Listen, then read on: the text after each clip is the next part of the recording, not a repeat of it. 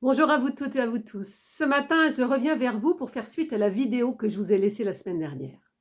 Rappelez-vous, dans cette vidéo, je vous ai parlé de ma situation actuelle, disons depuis quelques mois quand même, de cette sensation d'être suspendue. Eh bien, dans le cadre de mes recherches personnelles, pour continuer d'avancer dans ma vie, j'ai eu la chance d'être en contact lors d'un live avec ABC Talk TV avec Moreno Faradzi. Il m'a fait un tirage de cartes de tarot de Marseille avec les arcanes majeures pour éclairer en fait cette situation de dépendance dans ma vie. Les cartes que j'ai tirées ont donné un résultat assez intéressant puisque Moreno m'a parlé d'une situation actuelle de guérison. C'est-à-dire que cette sensation d'être suspendu ne veut pas dire que tout est arrêté, ça veut juste dire qu'il se passe quelque chose à l'intérieur de moi. Alors en tant que thérapeute, quand moi je vous donne des conseils, bien souvent je me les applique. C'est important la congruence. Je fais ce que je dis et je dis ce que je fais. Donc je suis allée à la recherche de cette histoire de suspendu. Il faut savoir qu'il nous a bien fait rire parce qu'on s'imaginait, Marc Leval et moi-même, suspendus à un arbre pendant 3 heures, les bras au secours. Non, pas du tout. Il fallait que je me mette en sécurité et pour ça, le meilleur moyen, c'est le hamac. Donc, j'ai passé tout simplement un petit message sur Facebook pour demander aux gens qui m'entourent s'ils avaient à leur disposition un hamac, sachant que moi j'habite en appartement. Eh bien, ce fut résultat zéro. Soit parce que les gens se disent j'en ai un, mais pas, je ne sais pas où, la saison n'est pas encore lancée. Et à ce moment-là, je me suis dit, Thérèse, si tu dois te suspendre, il faut que l'intégralité de la démarche vienne de toi. Donc je suis partie à la recherche dans les petits prospectus qu'on reçoit dans nos boîtes aux lettres d'un hamac et de préférence avec un pied parce que dans un appartement avec terrasse, je peux difficilement me suspendre complètement. Et là où ça a été magique en fait, à partir du moment où je me suis mise en démarche personnelle de partir à la recherche de ce hamac qui allait me suspendre, quelque chose d'inconscient s'est passé en moi. Très rapidement, je me suis rendu compte que cette démarche, c'était que je devais me suspendre pour me retrouver dans la matrice d'origine. La matrice d'origine, c'est le ventre de notre mère.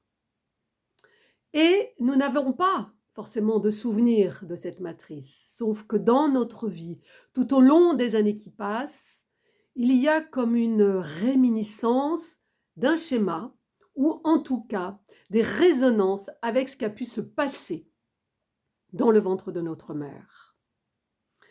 Donc, j'ai bien vu et j'ai bien compris que ce hamac qui allait m'envelopper et aussi dans son balancement, puisque le balancement du hamac répète un peu le balancement que nous recevons dans le ventre de notre mère.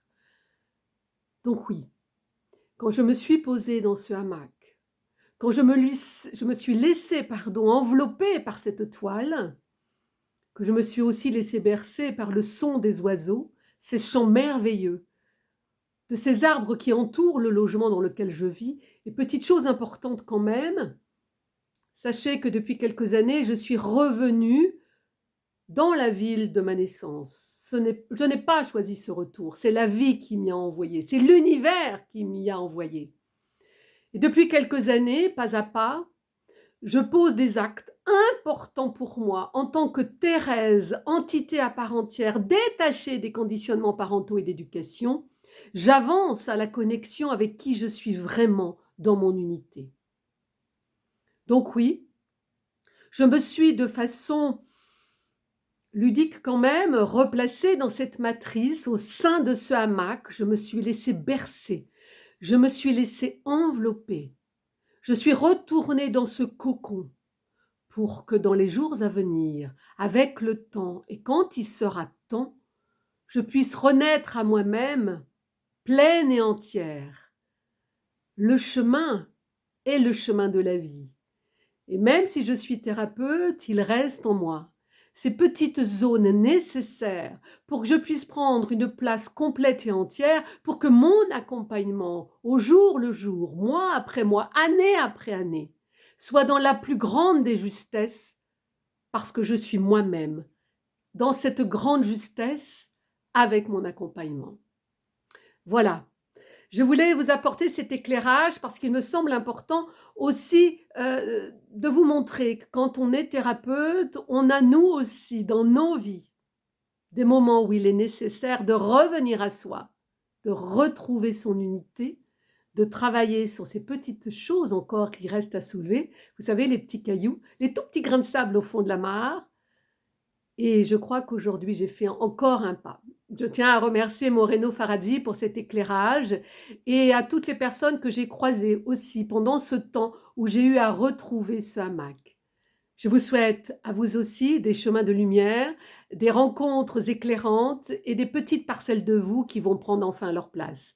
À très vite pour une autre aventure.